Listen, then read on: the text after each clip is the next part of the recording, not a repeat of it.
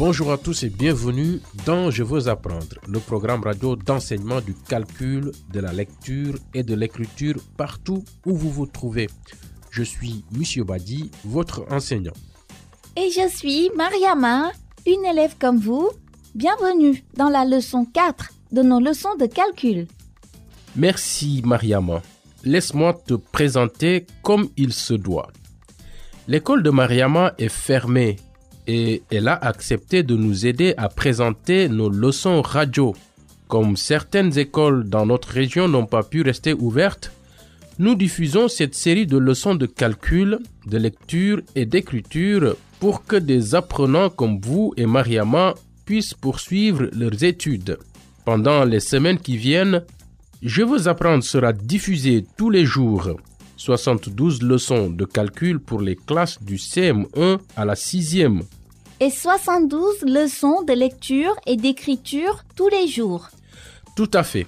Tous ceux qui ont des compétences de base en calcul de niveau C et 2 et veulent continuer à apprendre peuvent participer à ces leçons.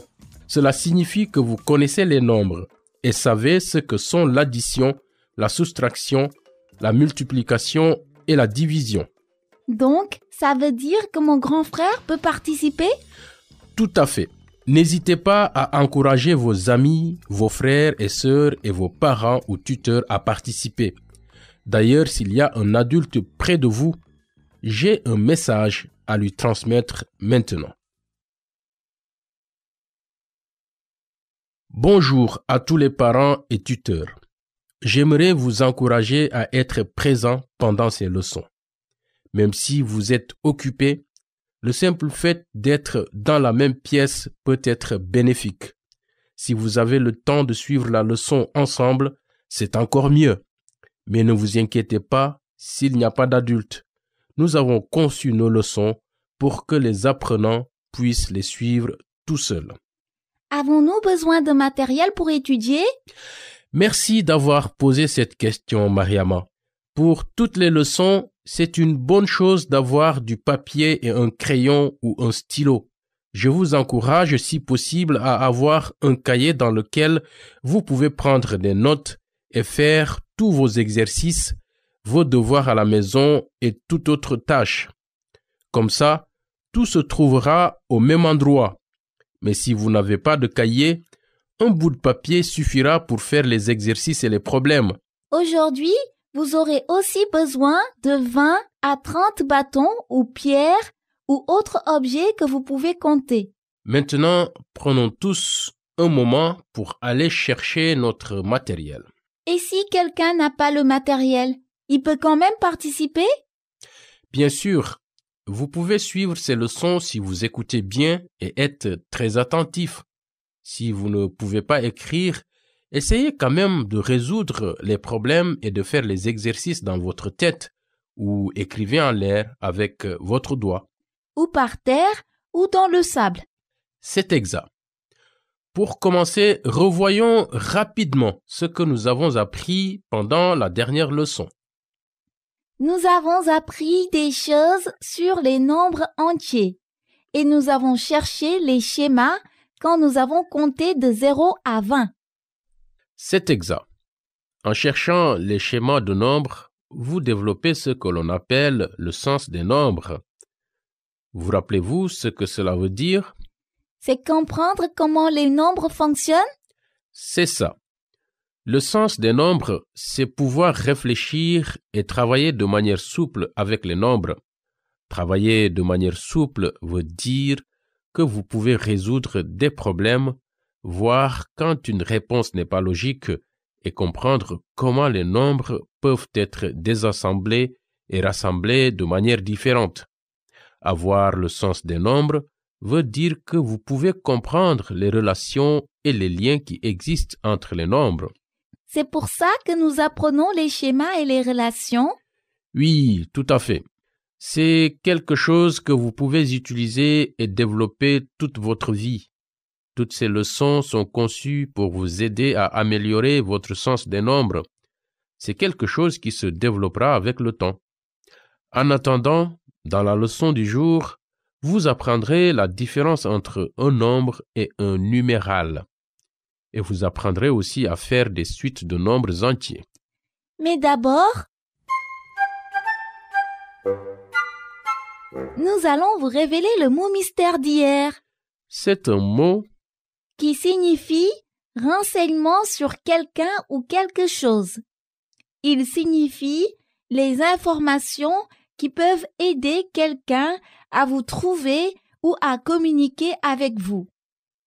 Une phrase avec ce mot mystère est « Vous devez toujours connaître vos ».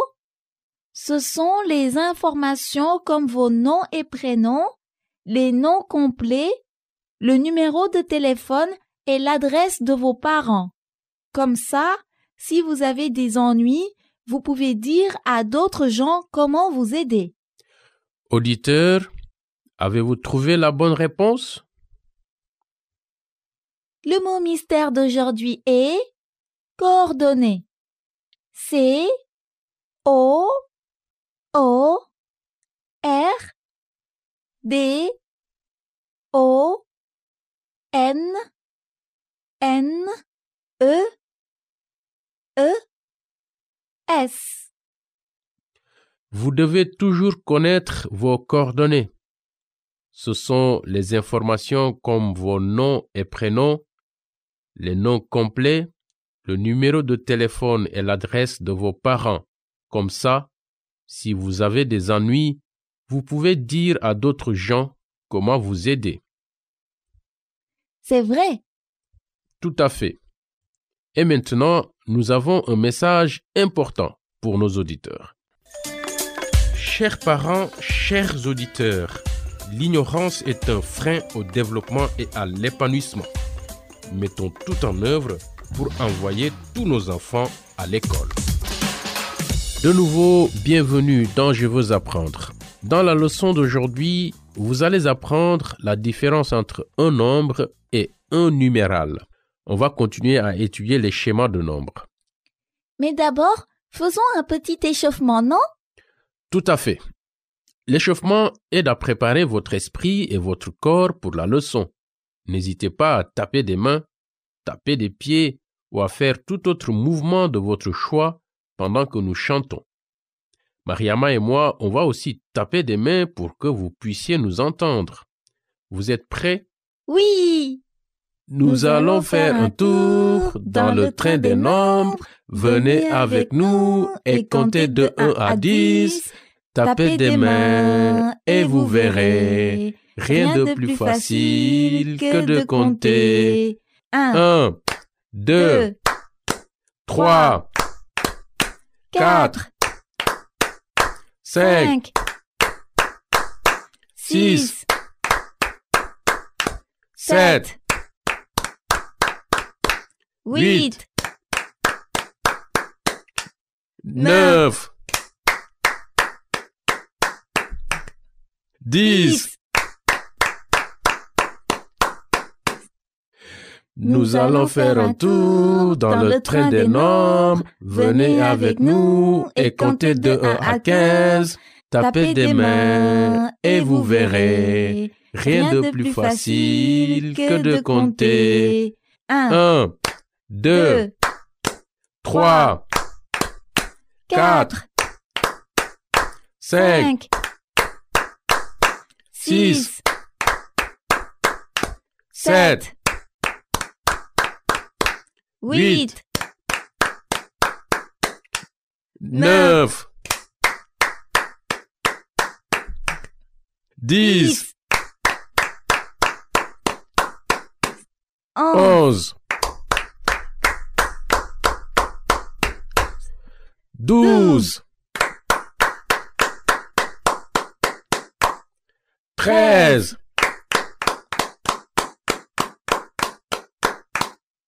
14,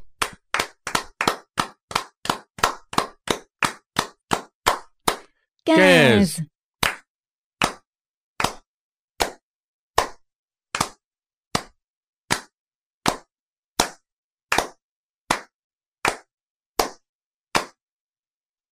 Nous allons faire un tour dans le train des nombres. Venez avec nous et comptez de 1 à 20. 1, 2, 3, 4, 5, 6, 7, 8, 9, 10, 11, 12, 13,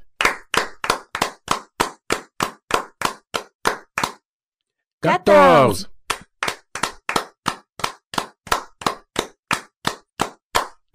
15,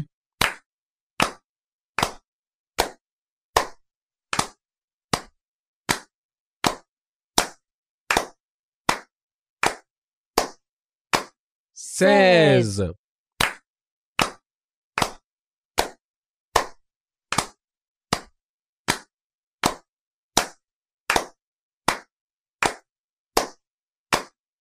17,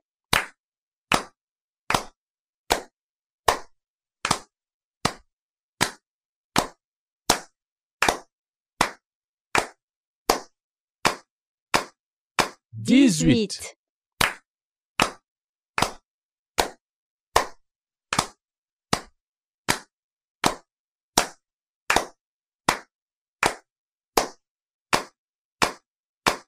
19,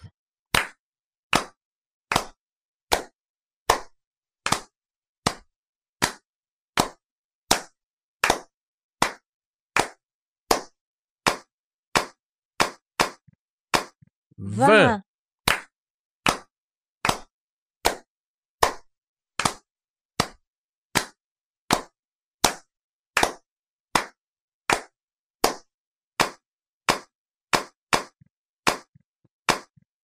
'Nous allons faire un tour dans le train des nombres. Venez avec nous et comptez de 1 à 30.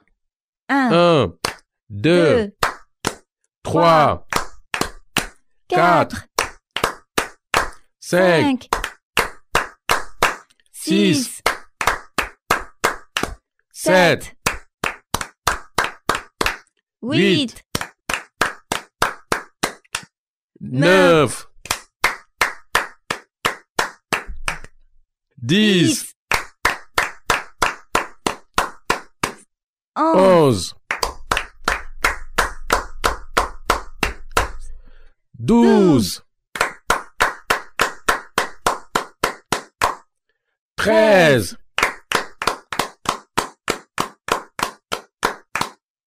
14,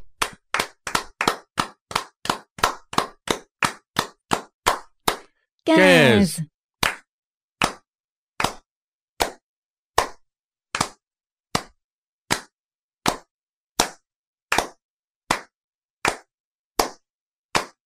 16,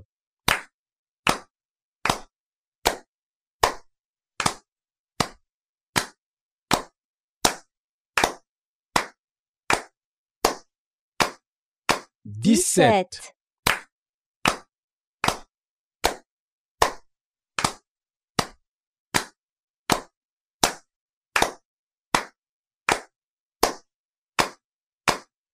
18,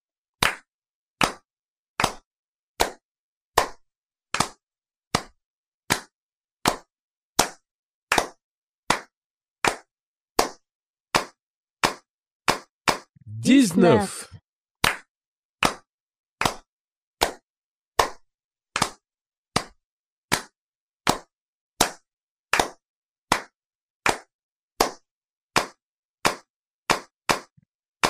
20,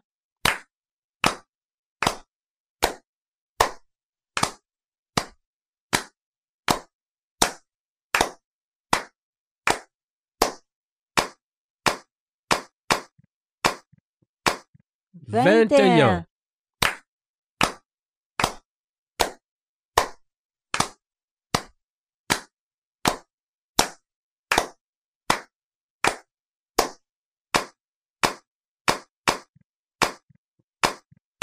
22.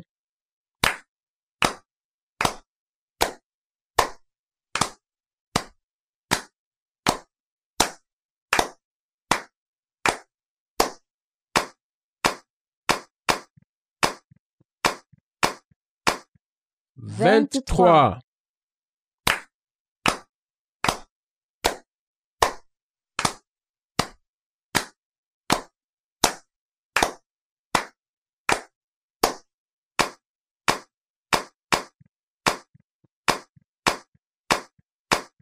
24.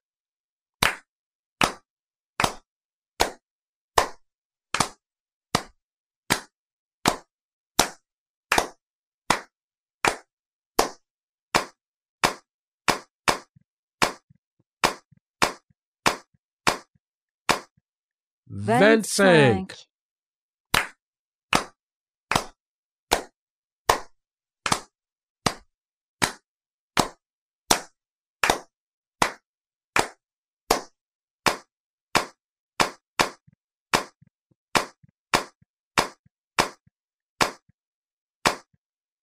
26.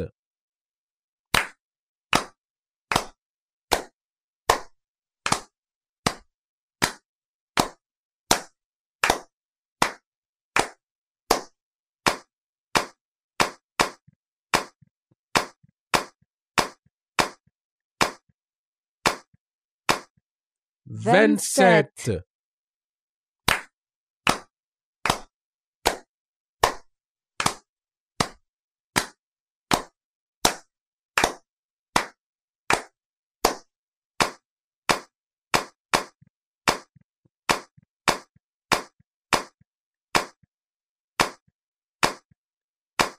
28.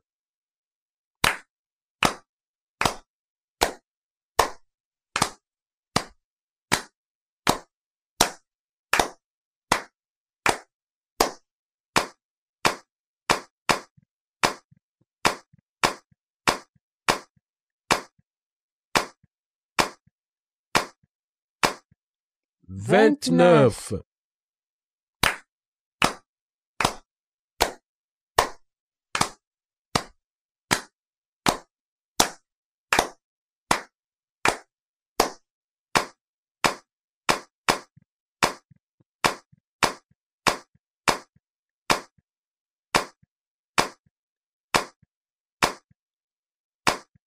30.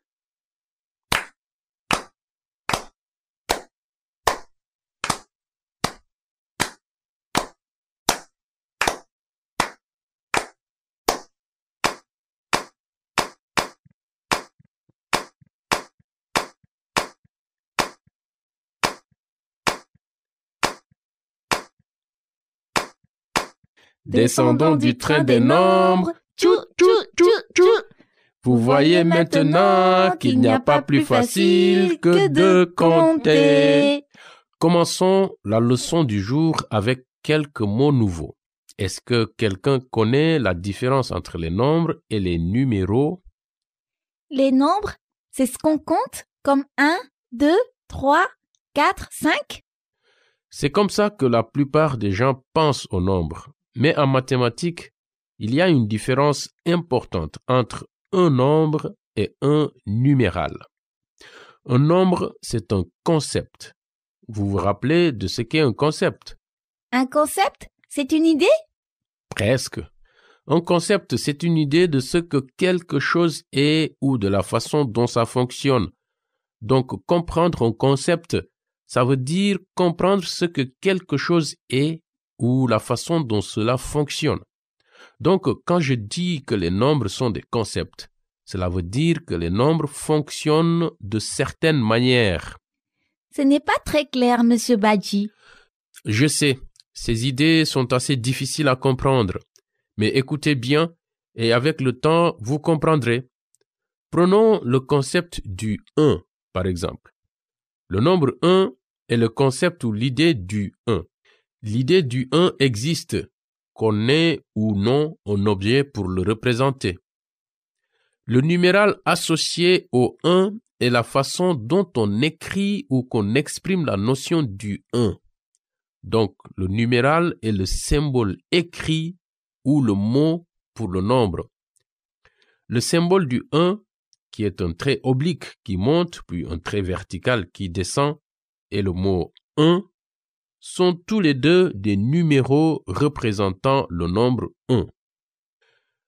La différence entre un nombre et un numéral, c'est un peu comme la différence entre une personne et son nom. Pensez au nombre comme étant la personne et au numéral comme étant le nom de la personne. Qu'est-ce que vous voulez dire? Tu es une personne. Il n'y en a pas d'autre comme toi. Et tu existes que l'on sache ou non ton nom, n'est-ce pas? D'accord. Mais les gens doivent t'appeler quelque chose pour pouvoir te parler ou parler de toi ou t'identifier si quelqu'un demande qui tu es. C'est vrai.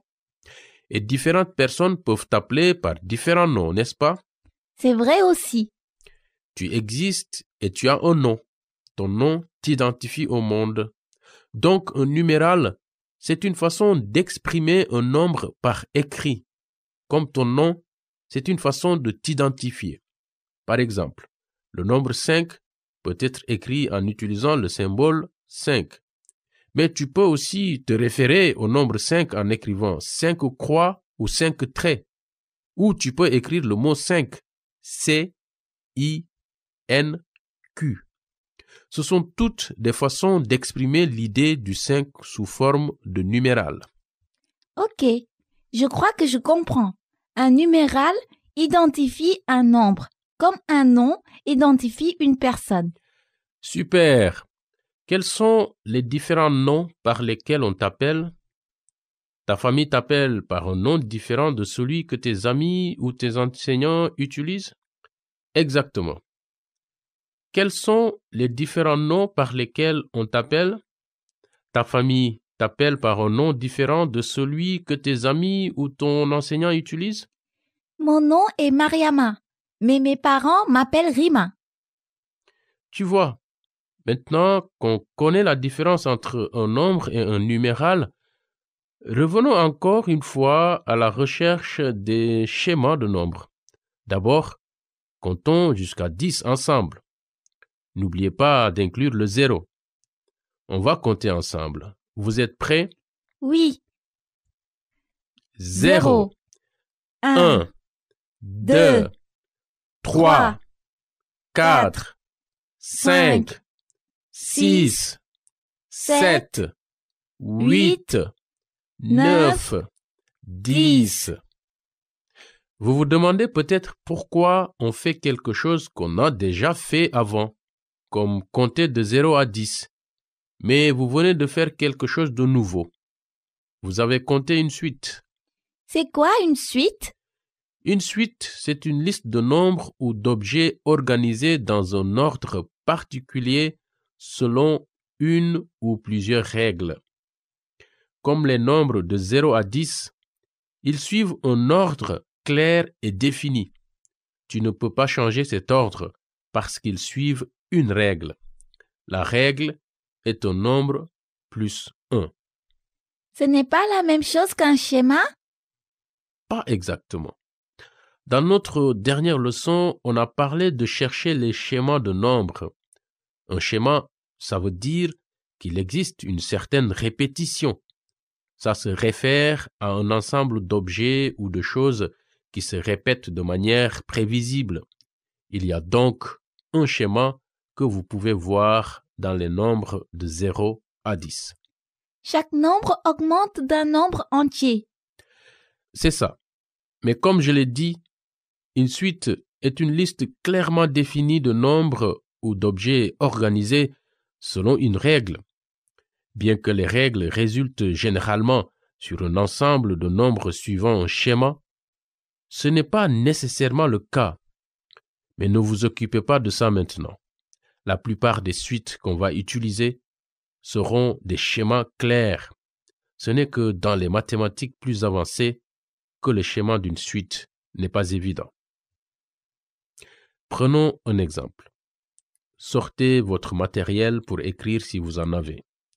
Pour ceux qui n'ont pas de papier et de quoi écrire, essayez d'écrire avec votre doigt ou par terre avec un bâton. Écrivez les nombres entiers de 0 à 10 ou pensez-y dans votre tête. En regardant les nombres, qu'est-ce que vous remarquez?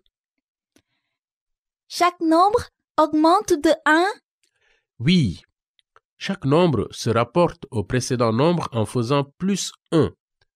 Donc, plus 1 est la règle de cette suite. Je ne comprends pas bien. Plus, c'est quoi?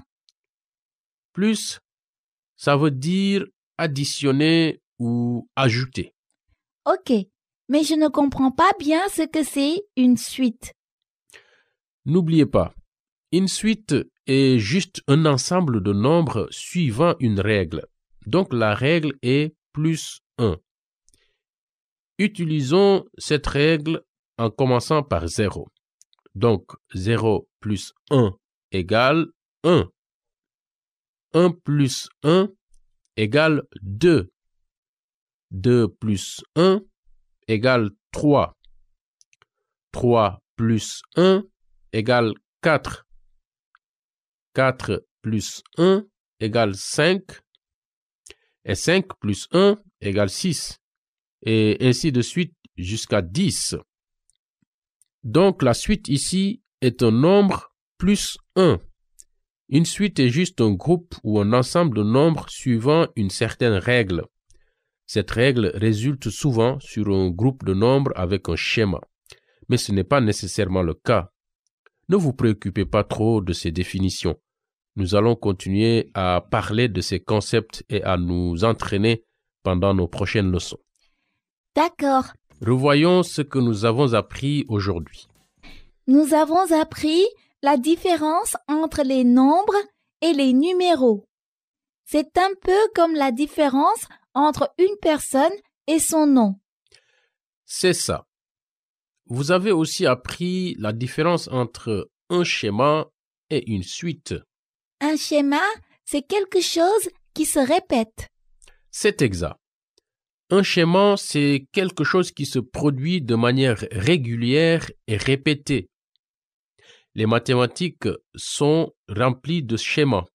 Grâce aux répétitions dans les schémas, vous pouvez souvent prédire ou deviner ce qui va se passer si le schéma continue. Et qu'est-ce qu'une suite? Une suite, c'est un groupe de nombres suivant une règle? Oui, une suite, c'est une liste ou un ensemble de nombres ou d'objets organisés dans un ordre particulier selon une ou des règles. Aujourd'hui, on a examiné une suite de nombres où la règle est de prendre un nombre entier et d'additionner 1. Donc, on a aussi fait l'addition aujourd'hui? C'est ça. L'addition est une des nombreuses manières de faire une suite de nombres. Dans les prochaines leçons, on va parler davantage de l'addition. Comme devoir à la maison, je vais vous demander de vous entraîner à lire et à écrire les nombres en utilisant différents numéros. N'oubliez pas, si vous ne connaissez pas bien tous les numéros, demandez à quelqu'un de vous montrer comment écrire les numéros de 0 à 9. Vous devrez aussi vous préparer pour notre prochaine leçon, c'est-à-dire que vous devez vous tenir prêt pour la prochaine leçon. Vous devez rassembler un tas de petits bâtons ou de petites pierres, 20 à 30. Et maintenant? C'est l'heure de notre mot mystère. À toi, Mariama. Ce mot a 8 lettres et 3 syllabes. Il signifie être prêt pour quelque chose que vous ferez ou quelque chose qui, selon vous, pourrait se produire. Une phrase utilisant ce mot mystère est « Il est important de se… » pour les situations d'urgence. Comme ça, quand elles se produisent, vous savez ce qu'il faut faire. Vous devez vous tenir prêt pour la prochaine leçon. Vous devez rassembler un tas de petits bâtons ou de petites pierres, 20 à 30. Et maintenant? C'est l'heure de notre mot mystère. À toi, Mariama. Ce mot a 8 lettres et 3 syllabes. Il signifie être prêt pour quelque chose que vous ferez ou quelque chose qui selon vous pourrait se produire. Une phrase utilisant ce mot mystère est « Il est important de se… » pour les situations d'urgence. Comme ça, quand elles se produisent, vous savez ce qu'il faut faire. Sur ce, il est l'heure de nous quitter. Merci de nous avoir écoutés. Nous espérons que vous vous joindrez de nouveau à nous pour notre prochaine leçon et pour avoir la réponse du mot mystère d'aujourd'hui. Au revoir. À bientôt.